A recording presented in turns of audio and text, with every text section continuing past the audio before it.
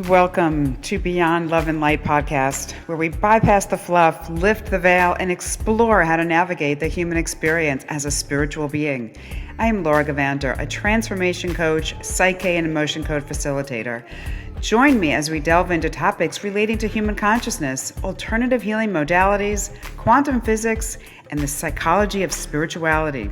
I bring you insights and information from amazing guests and my own experience and observations. Please remember to subscribe to get notifications. And if you'd like to know more about me and my work, please go to my website, www.lauragavander.com. So let's get on with the podcast. Dr. Joe Dispenza is my guest today. Dr. Joe is a neuroscientist, a chiropractor, lecturer, and author. He has studied neurology, neuroscience, brain function and chemistry, cellular biology, memory formation, and aging and longevity.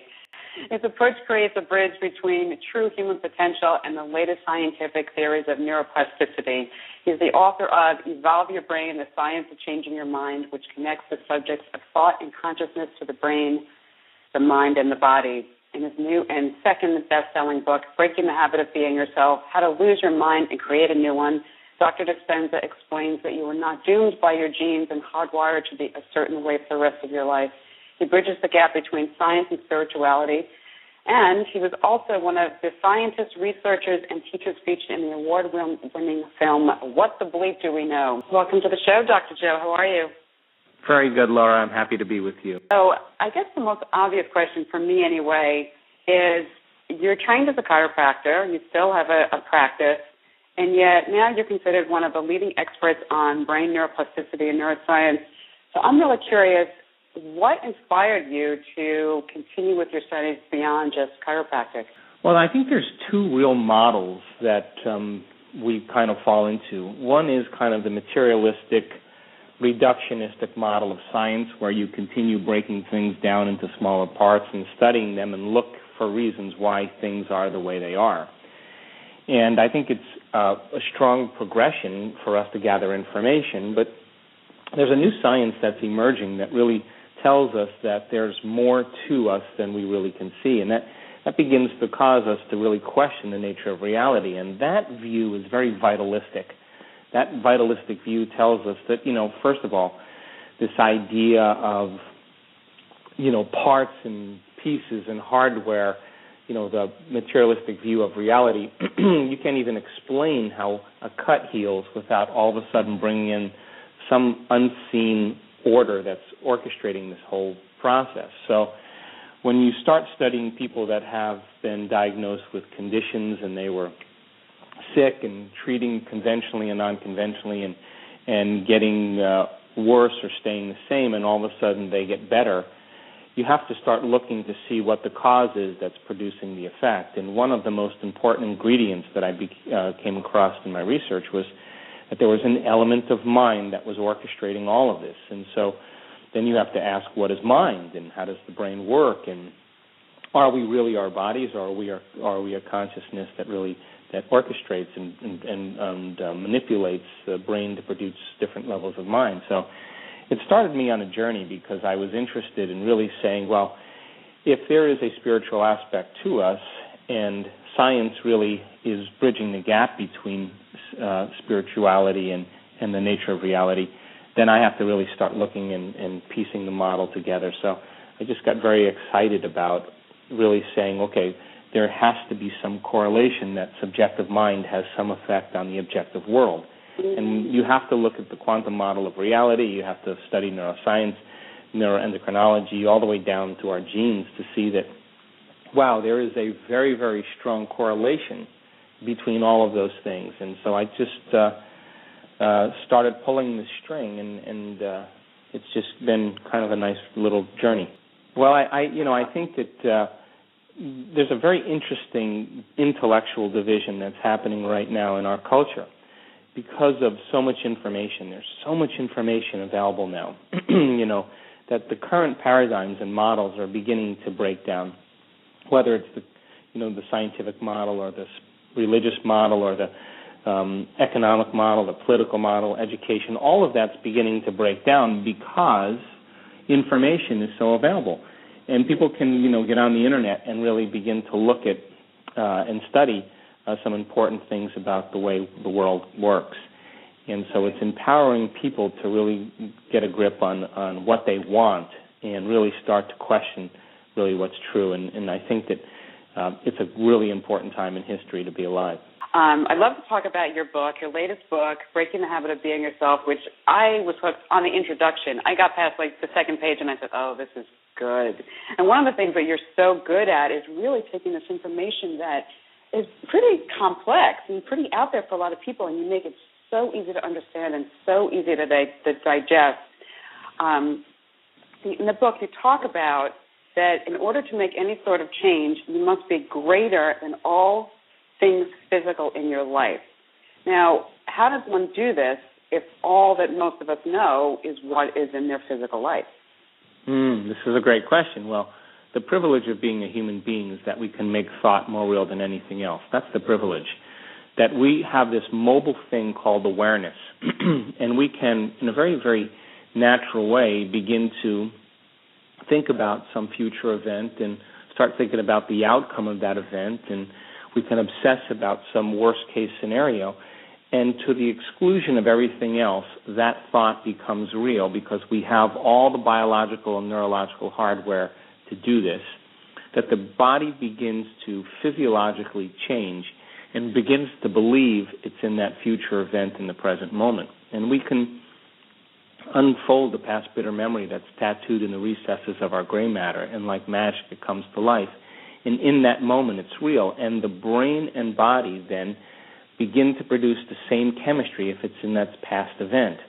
So you can do that same exact thing, that to be greater than all things physical means then that you have this new piece of machinery called the frontal lobe. It's the latest piece of neurological hardware that we come equipped with. It's 40% of the entire brain. It's the home of the you and me. It's where our conscience resides. It's where we have attention and intention. It's where we speculate possibilities, dream of new ideas. And when your frontal lobe, when you begin to think about creating something in your life, your frontal lobe is like a volume control.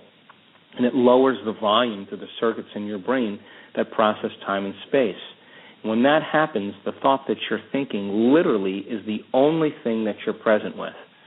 So then, to then retreat from your life for a certain portion of your day where you wake up in the morning instead of remembering all your problems and all the things you have to do that are predictable, and begin to immerse yourself in your relationships with people and the things you own and the places you go. But if you started out in a very, very unique way of beginning to think about a new way of being, that if you could eliminate your environment for a period of time, retreat from your life, close your eyes, and remove your experience of your reality through your senses, and you can put your body away, tuck it away, and, sit it down and not get it to get up and do things that create the same experiences, that produce the same emotions, that reaffirm the same identity. And you can really get beyond your concept of linear time.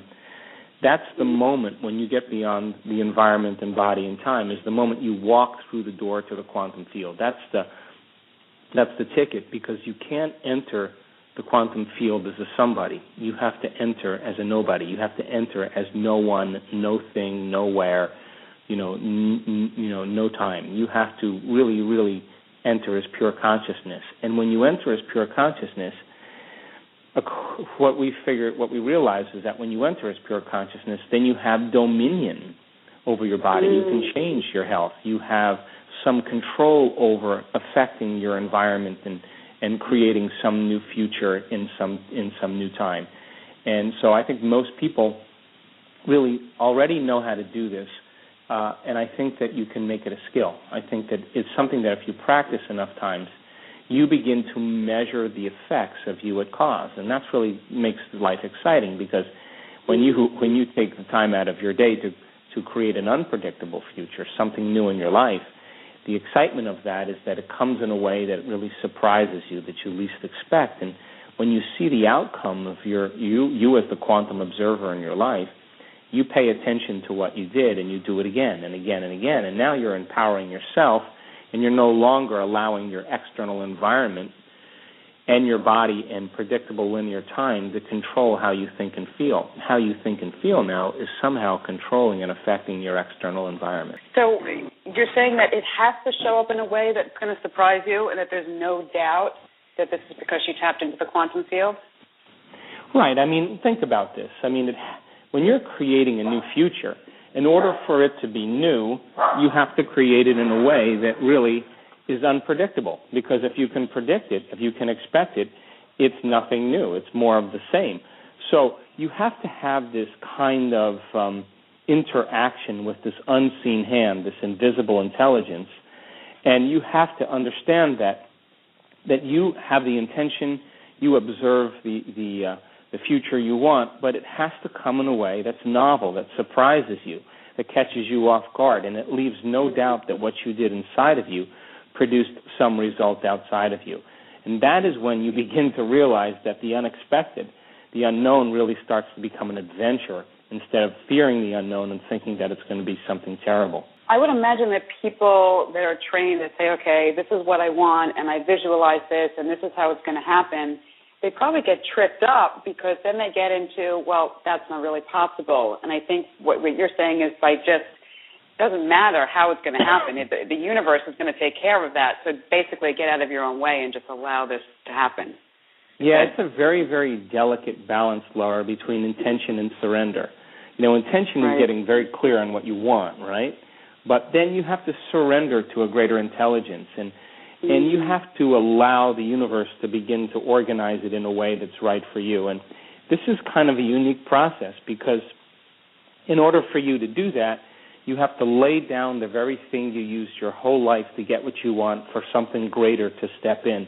And that's not something that comes easy, because we're so prone to try to predict and protect ourselves for something that bad to happen, and we don't really trust in the universe. And so it's a process of discovery, and when the universe begins to organize it in a unique way, it's the same as the physiology of tickling. You know, you can't be tickled if you know when it's going to happen and where it's going to happen. And the universe wants to tickle us. And so the beauty behind that then is that when you have the experience and you realize, oh my God, I would have never created this event this way, it gets to be really exciting, because now you understand that you are in a co-relationship with a greater mind, and that's when you start to trust it more. Right. Oh, it makes perfect sense. And it so goes against the way most of us were just, this is how you do things. We as human beings, we want to figure everything out. We want to orchestrate how it's going to happen. And this is just basically saying, just letting it go and just, trusting that it's going to show up. And it's a very unique concept because it took me years, and I'm still working on it, to surrender to a greater mind. And because I think the program really is that you have to control the outcome. And this is a unique thing, because you and I are only trying to control the outcome when we're living by those primitive emotions of stress, of anger and aggression and competition and fear and anxiety and pain and suffering and guilt and shame. Those lower emotions that are connected to the stress hormones really endorse the ego, and we define the self in terms of as a materialist, that through our senses, that we're our bodies, that we're our environment, that we're living in time. That's what those hormones do. So and when that happens, the ego then tries to rush to the front of the line, tries to gain control, tries to compete to get what it wants. And then what that does is it stops us from trusting in something greater. But if you truly are creating every single day and you really feel connected to some greater intelligence and you get beyond yourself, so there's a kind of a switch that goes on, and all of a sudden your heart starts to open, you start feeling more allowing and more trusting, and you're not going to obsess about it or stress about it. And you really feel like the moment you start to try to control the outcome, you just lost the trust. And the moment you start to analyze how it's going to happen, you lost that state of being. And The new self would really never think that way. You just realize that you return back to the old self. So there's a really powerful statement that you make in the book where you say it's not enough to just think positive, that we unconsciously live by a set of memorized behaviors, thoughts, and emotional reactions that are all operating behind our conscious awareness.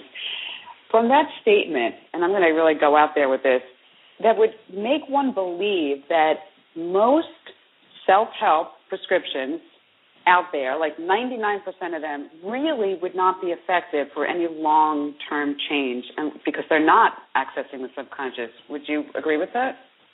Yeah, and I just want to be real careful about the subconscious here because people have so many different views about it. But, I mean, the basic premise of all of this is that if you're thinking certain thoughts and those thoughts turn on a level of mind and your brain produces a chemical and you begin to feel exactly the way you were thinking. If you have a negative thought all the time or a guilty thought or an unhappy thought, you're firing and wiring the same circuits in your brain, and the brain makes chemicals for you to feel, unhappy or guilty or suffering or whatever, or negative. And the moment you begin to feel that way, you begin to think equal to those feelings. And the redundancy of that cycle over time, that loop between the brain and the body, really conditions the body to memorize that state as well as the conscious mind.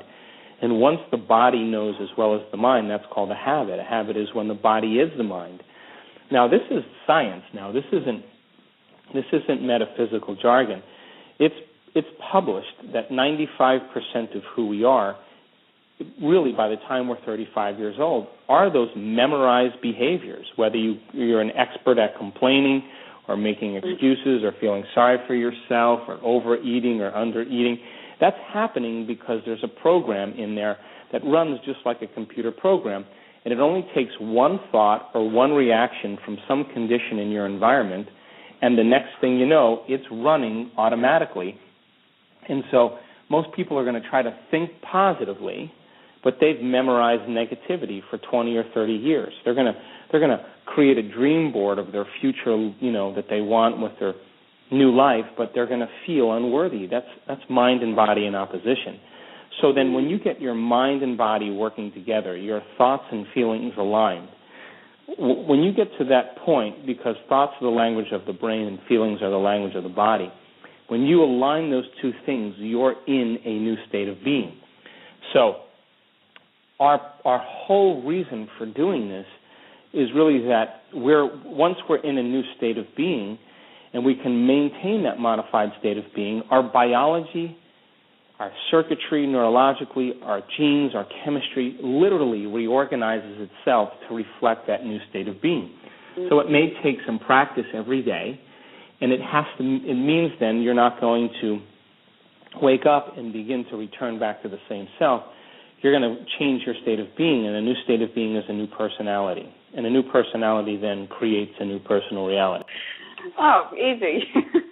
Isn't that what everyone does when they get up in the morning? I'm going to go and create a new personality today. It's possible. And in breaking the habit, what I wanted to do more than anything else was to provide the how-to understand, help people understand when they're there and when they're not. That's the key. Because once you understand how your brain waves work when you're in the process of creation, and you understand how to get into the operating system where those programs are, now you're in the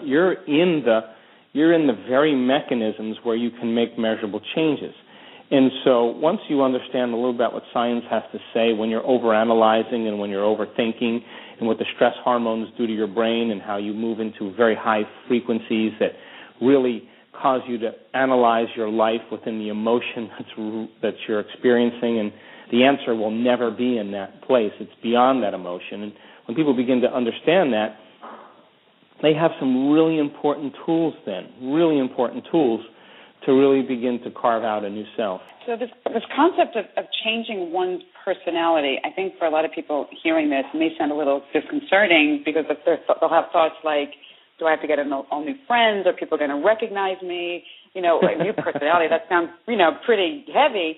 And I'm curious, doesn't the ego also come in here and start thinking that, well, there must be something wrong with me if I need to get a new personality? No. I mean, the point is, shed some light on this. yeah, it's a great question. And look, we all have skills and good habits and good programs that cause us to function very well in our life. Now, everybody secretly believes in their potential. That's what I know from talking to CEOs or to prison inmates or to convicts or janitors in the school or school teachers. They all believe that they can do a better job in life. That's what we innately know about ourselves. So there are certain things about us that we have done very well that we function in our world pretty nicely. But then if you start thinking about creating the life that you want, or creating the things that you want, or having experiences that really represent something new in your life, then, you have to really start looking at the concept that your personality creates your personal reality. And your personality is made up of how you think, how you act, and how you feel. So the present personality who's listening on this call has created the present personal reality called their life. Which means then, if you want to create a new personal reality, a new life, then you have to begin to examine the thoughts that you've been thinking and become conscious of those thoughts and decide if you still want to continue to think that way. To begin to pay attention to the behaviors and habits that you demonstrate unconsciously and look to see if those habits and behaviors are causing you to move towards your destiny or move away from it. And then look at the emotions that you've memorized that really aren't who you are. Those are just chemical residue from the past. And decide, would a wealthy person feel lack? Would a happy person feel negative? And begin to look at the emotions that have become so familiar to you that that's who you think you are. So I think that most people try to create a new personal reality as the same personality, and it doesn't work. We literally have to become somebody else. So when you begin to change the circuitry in your brain because you're firing and wiring new thoughts, and you're beginning to mentally rehearse a new way of being, and you're installing the circuitry in your brain even further, and then you're getting into your life and getting your behaviors to match your intentions and actions equal to your thoughts, and you're having new experiences that are creating new emotions, and those new emotions are inspiring new thoughts, and you're physically changing yourself. Now, you're not going to look differently, although that's happened many times with people in our workshops, but you are going to really see your life no longer through the lens of the past. You're going to see your life as possibility again, and it's not uncommon that your back pain or your acid reflux or your cancer or your MS or your lupus or your thyroid condition goes away because that condition lived in the old personality. It doesn't live in the new personality. And we now know that when you change your state of being, that the body reorganizes itself to reflect a new mind. Exciting information because it really says that anything is possible, both physically, both what we want to manifest in our lives. And I'm just curious about, what about the person who is 90% happy with the way things are in their life, and there's just like one kind of thing they want to change? You're not saying, okay, you have to change their whole personality, but the personality that's related to this one thing they need to change. Would that be correct?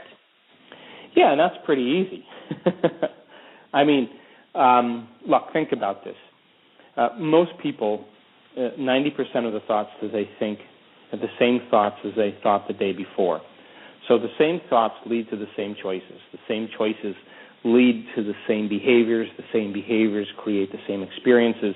The same experiences produce the same emotions, and those same emotions drive the same thoughts, and that's a personality, and that's a finite system.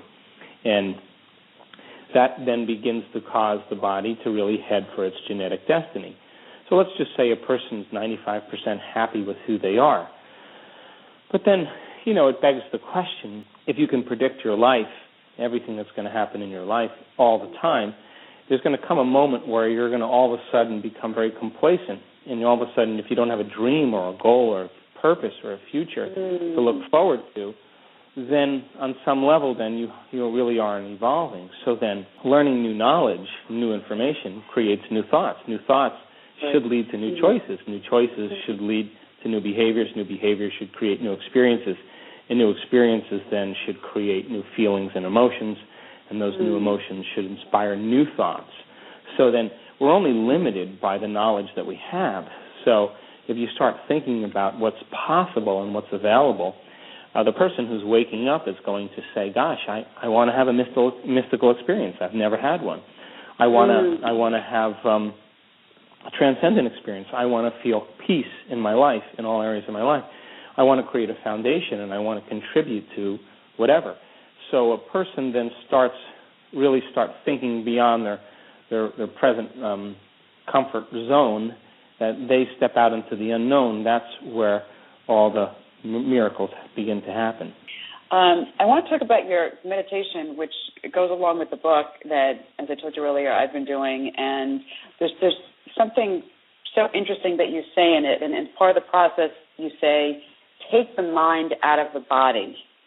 And I just wanted to know if you could just say exactly what you mean by that, and why is it necessary to take the mind out of the body? Well, a habit is when your body becomes the mind. And I use this example quite often, but when your body becomes the mind, the servants become the master, and the body becomes programmed to run on autopilot, runs automatically. And so we have experiences in our life that brand us emotionally, or we keep experiencing the same events over and over again, and the emotional experience from every single event really causes us to really signal the body in the same way. So if you're experiencing guilt every single day, or you're experiencing fear every single day, and you keep doing that over and over again, your body will begin to become programmed for fear. It'll become programmed automatically for guilt. And so we begin to memorize these emotions and these habits that really cause us to function really in very limited ways. But it's not just in the brain. It's actually in the body. The body is the program. So you can't consciously remember a phone number in your life, but you walk over to the receiver, you pick up the receiver, and your fingers all of a sudden dial the number. You couldn't consciously remember it, but you practiced it so many times that your body knew better than your brain. So then that is a habit. So 95% of who we are those automatic habits. So when we begin to change then, the process of change is unlearning and relearning. It's breaking the habit of the old self and reinventing a new self. It's pruning synaptic connections and sprouting new connections. It's unmemorizing emotions that are stored in the body and then reconditioning the body to a new mind and to a new emotion. So when we say pull the mind out of the body, what we're saying is that those emotions that we wear layer by layer are literally causing the body to be programmed in some way. And emotions are energy in motion, and you're living by that emotion every single day, and emotions are the record of the past, then your body's living in the past. So how do you get the body into the present moment? That is when we have to begin to pull the mind out of the body. Makes sense. I just love that. Such a powerful statement. One of the most powerful lines in the book, which is also something that you spoke about earlier, is the quantum field responds not to what we want, it responds to who we are being, which is why positive thinking thoughts are not enough. And I'm really curious about the role that our beliefs play in any of this, or is just feeling what it would be like to be enough, and what happens if we vacillate throughout the day. Like we in the morning we got this down, we're feeling really good, and then throughout the day these old thoughts come back. Well, that's a great question, and I'm going to answer it with a little bit of a longer answer because I think I can tie it together for people. The purpose of meditation is to change your state of being, and I always say that if you get up from your meditation the same person who sat down, nothing's happened. Nothing's happened neurologically, nothing's happened biologically, nothing's happened epigenetically. You're still the same person. And if you get up as that same person from your meditation, you haven't changed your state of being, but you're going to return to your life and you're going to see the person that pushes your same emotional buttons, or you're going to go to the same place and do the same thing at the exact same time. That unconscious process is going to make you go unconscious because that's how powerful the environment is. So then if you really move into a new state of being and you have a great experience in your meditation and you feel lifted and your body is responding to a new mind and you're teaching it emotionally what it feels like to be abundant, to be in love with life, to have all your needs met. You're teaching it what courage and invincibility is. You're chemically conditioning your body to a new mind. And you walk up into your life and you step out into your world and you're in that new state of being. Well, your job is to maintain that modified state of mind and body your entire day, independent of the addictions emotionally of the old self and the body, independent of the conditions in your environment, and independent of time. And so if you're able to maintain that modified state of self and change your energy and keep your energy altered, then the quantum model of reality says something unusual is going to happen in your life. But you can't do your meditation and feel all spiritual and all wonderful and then get up and then go unconscious 5 minutes later and, judge everybody in your life and cut people off and, return back to the old self. The meditation hasn't served its purpose, because if you truly, truly have the experience within you and you begin to feel altered emotionally because the experience was so real, or it had such a strong emotional quotient from it, that will turn into a mood. That'll turn into a temperament, and it will finally become part of your personality. If you're not able to do that, it's like eating an organic breakfast and feeling, really great and eating vegetarian and food combining properly and then spending the rest of your day eating junk food. It's not enough. You have to sustain that change, and when you can demonstrate peace, when you can demonstrate patience, when you can demonstrate kindness and love, when you can demonstrate forgiveness in your life, now you've primed your brain and body at the beginning of the day to be in that state of being. And the word meditation literally means to become familiar with. So if you're becoming familiar with your old self, your old thoughts, your old behaviors, and your old unconscious emotions, and you've become so conscious of them that you're familiar with them, that is knowing the self. And the more you can observe and become conscious of your unconscious propensities, the more you are able to retire them. And the more you begin to fire and wire new circuits in your brain and keep repeating them and demonstrating new behaviors and living by different emotions, if you keep bringing them up in your meditation, you will begin to become familiar with a new sense of self. When you're able to do that enough times, it's going to begin to really organize a new program system for you, and you'll innately become joyful. You'll innately become compassionate. You'll innately automatically become trusting and free.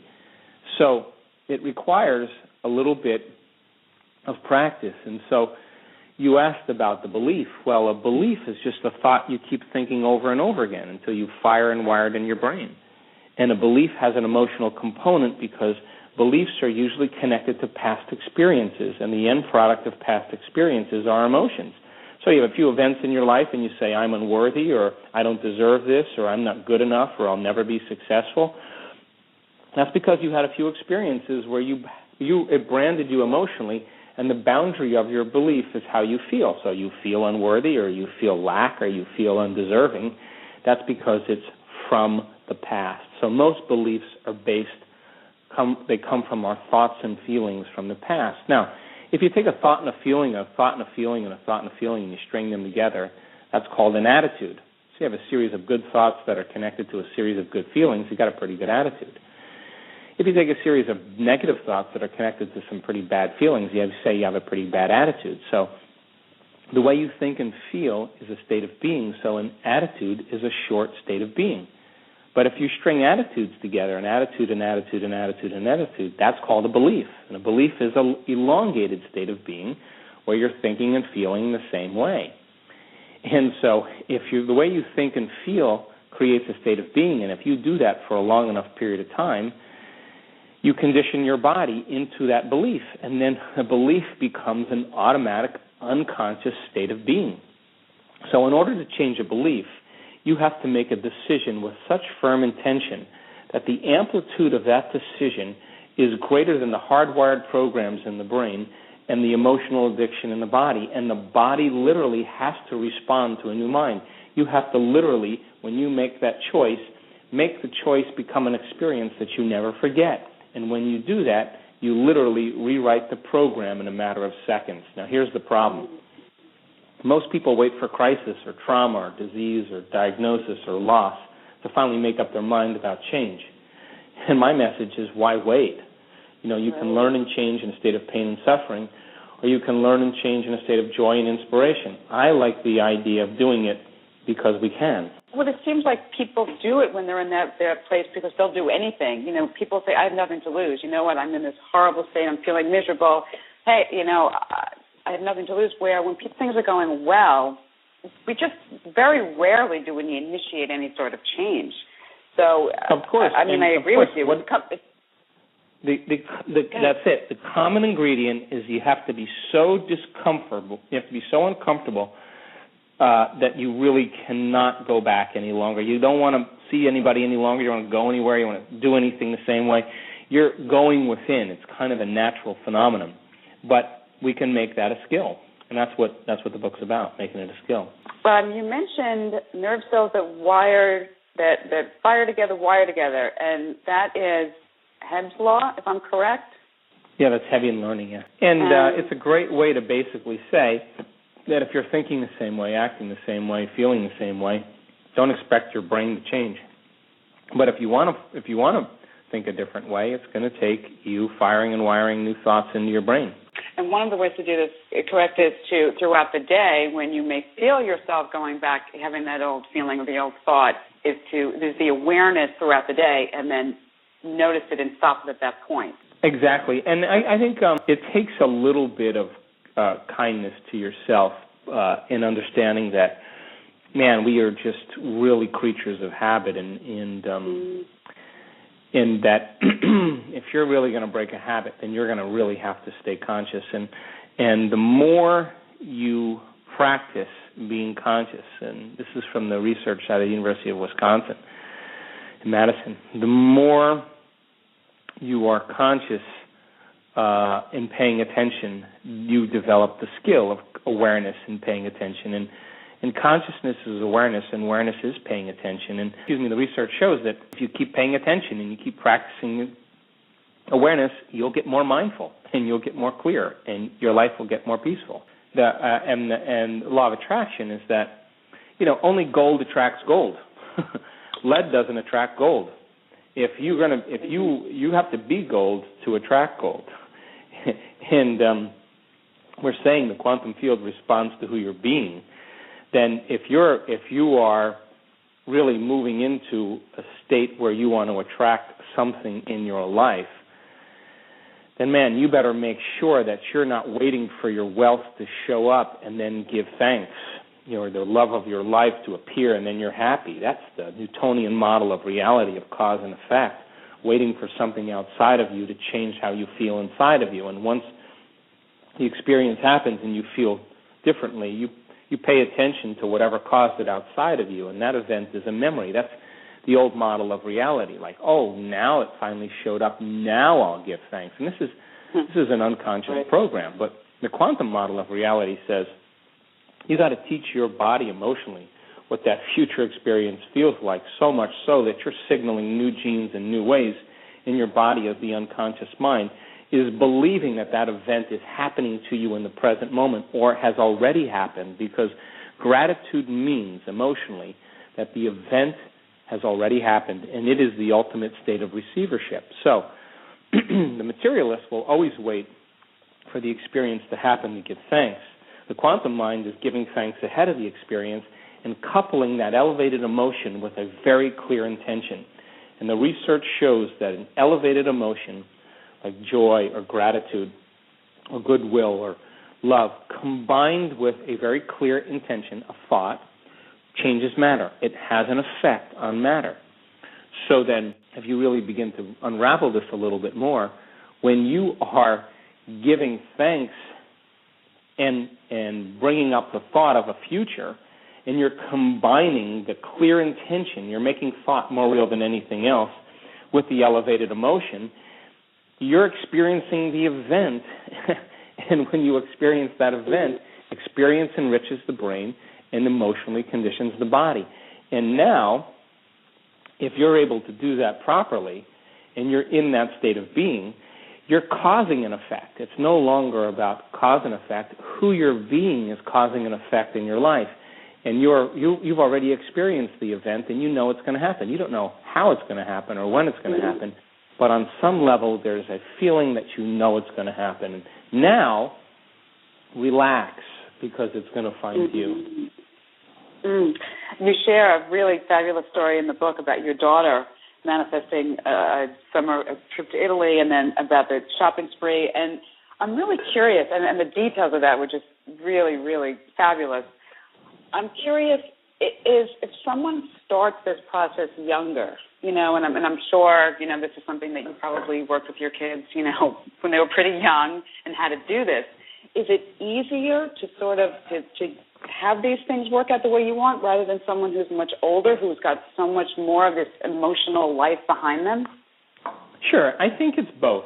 I think that adults, they bring a lot of the adults that when we do workshops sometimes they bring their children, and they're always worried that the children aren't getting it. And I always say to them, don't worry, they've already gotten it. It's you that I'm concerned about. Because really, children don't have a lot of hard experiences that brand them emotionally, and they're not carrying around the past with them. They don't really have a big past. So the brain is so neuroplastic in children, and their brainwave patterns are already in alpha, and some even in theta, that they're already in the operating system. So what you tell them goes in unedited by the analytical mind. So the key, though, with children, and we talk a lot about this in some of our workshops, is that you have to build models of progression that allows them to get from one point to the next. In other words, you can't say to an 8-year-old kid, you create your reality, so if you want a motorcycle, then start focusing on it. Although that's right. That's my son actually manifested a motorcycle, but he had some training to understand that his thoughts somehow are things. And, for example, I spent a lot of time with them having them understand that, because once they understood that thoughts really are, consciousness is non-local, and they have that connection and understanding to it, then they have a very different view of reality as a foundation. So I took 3 planters with seeds and corn seeds. One seed, if you had any negative emotions, any hatred, any anger, whatever, that's where all of it went every day. And the second seed was if you felt love, or you wanted something good to happen, or you wanted to nurture something or fall in love with something, that was the seed that you put your attention into. And the last seed you didn't pay attention to, it was the control. And my children would do this every day, and of course the love seed flourished very, very nicely, and the hate seed sometimes never even came out of the soil. And, my kids, I believe that if you give children the facts, they interpret the laws. I believe that, because their brain is so nonlinear. And my daughter was sitting there one day, and she was upset about something. And I was watching her brain work, and she was sitting there looking out the window. And my older son was kind of talking to her, asking her what are you doing? Well, he was kind of coaxing her into a state of provoking her in some way. And she just kind of looked over at him, and she said, you know what? Living by that emotion isn't loving to me. And I thought, wow, she got it. In other words, she understood if she was going to get angry, what it was going to do to her. And she made a choice that she wouldn't drop into that state. Now, she's a 22-year-old young lady. She's going to be 23 in a very short amount of time here. And when she makes decisions to this day, she makes those decisions if it's going to be loving to her. Now, I think that is a good foundation for a child. Now, once they understand thoughts are things, and once they understand that they have some effect, then you have to build a model of progression so that they're not thinking that they can fly to the moon.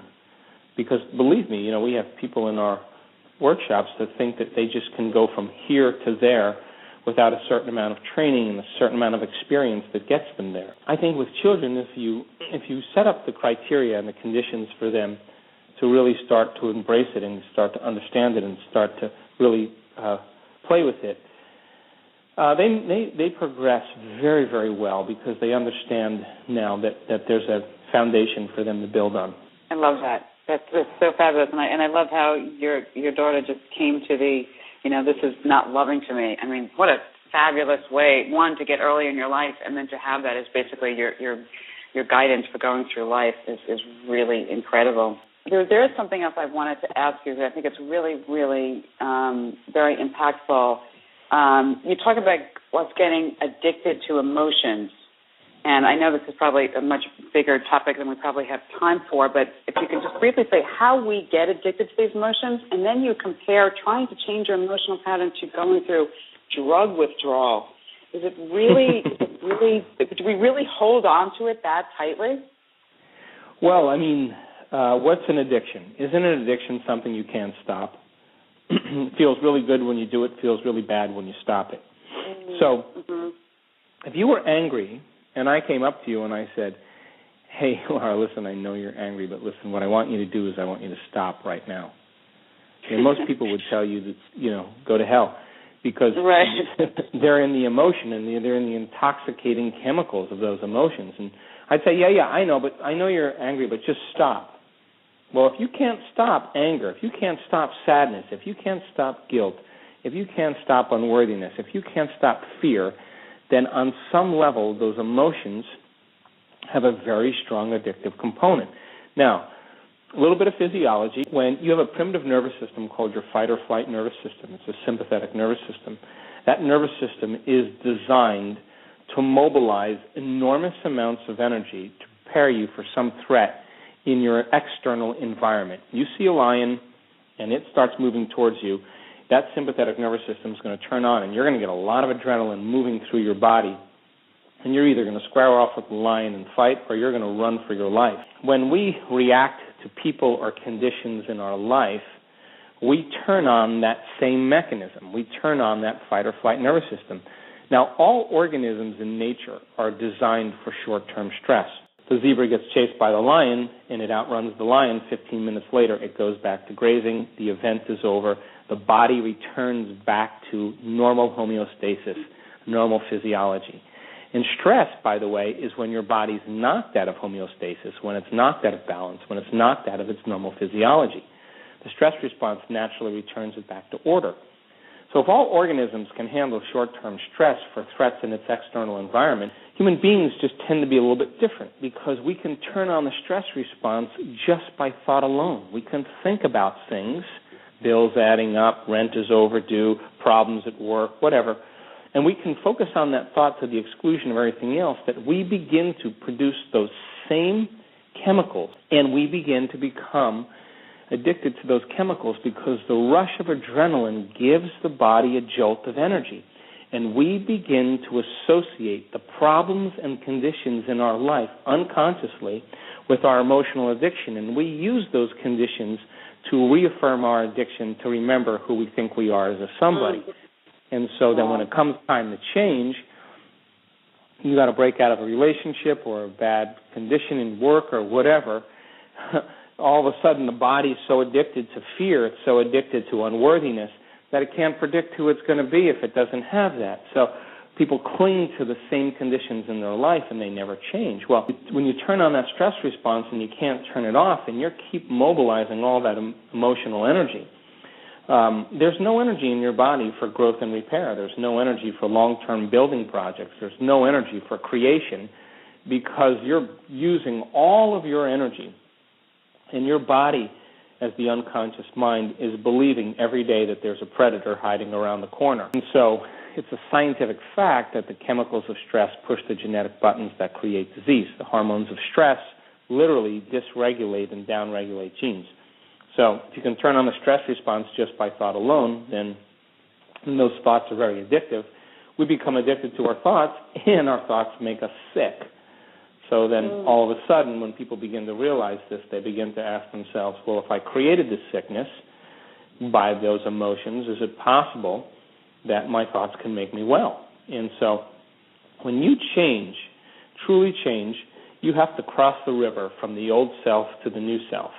And the hardest part about change is not making the same choice as you did the day before. And when you no longer make the same choice no longer leads to the same behavior no longer creates the same experience, and the same experience is no longer creating the same emotion that reaffirms who you think you are. So most people, when they step into the river of change and they don't feel like themselves anymore, they unconsciously make the same choice so they can really feel comfortable or familiar. And so they feel good feeling bad because at least they can predict that feeling. When people begin to understand that these emotions are really keeping them tacked and anchored to their past, and that they can take that emotion and literally transmute it like an alchemist, taking that being too energetic there. Oh, you're getting too energetic. The circuit blew. Yeah. Isn't it true that there is a part of the brain that actually is like there's a survival mechanism that prevents us from making change? Is that kind of what you're talking about as well? Is that, our brain, we fight making change? No, I don't think there's anything in the brain that does that. I think that, we have a very, very cautious center called the amygdala, which is the emotional center.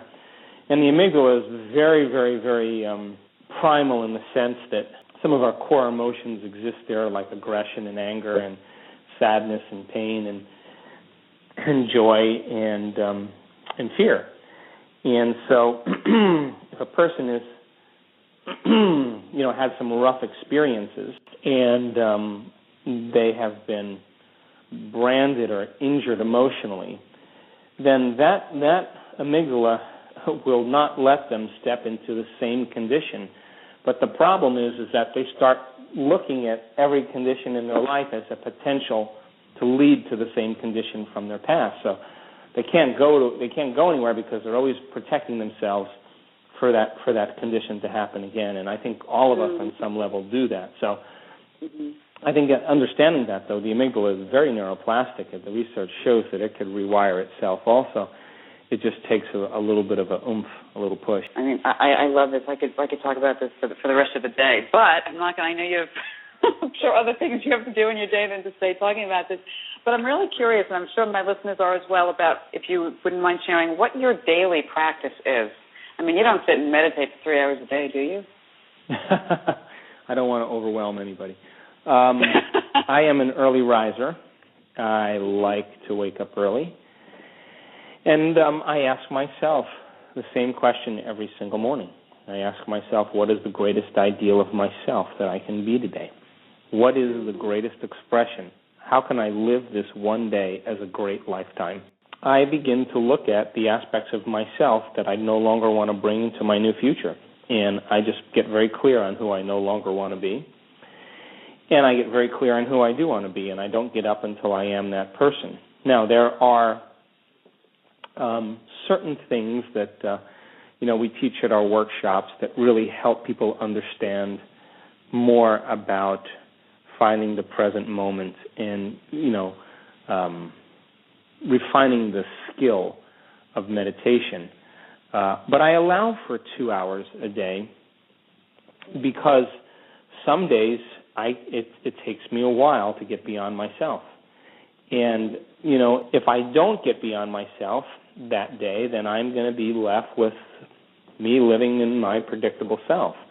But, I know that from experience that if I can just get beyond myself, it always is the most amazing thing. When I finally find that moment where I let go, it's always, the thought thinks me, I always think that was so worth it.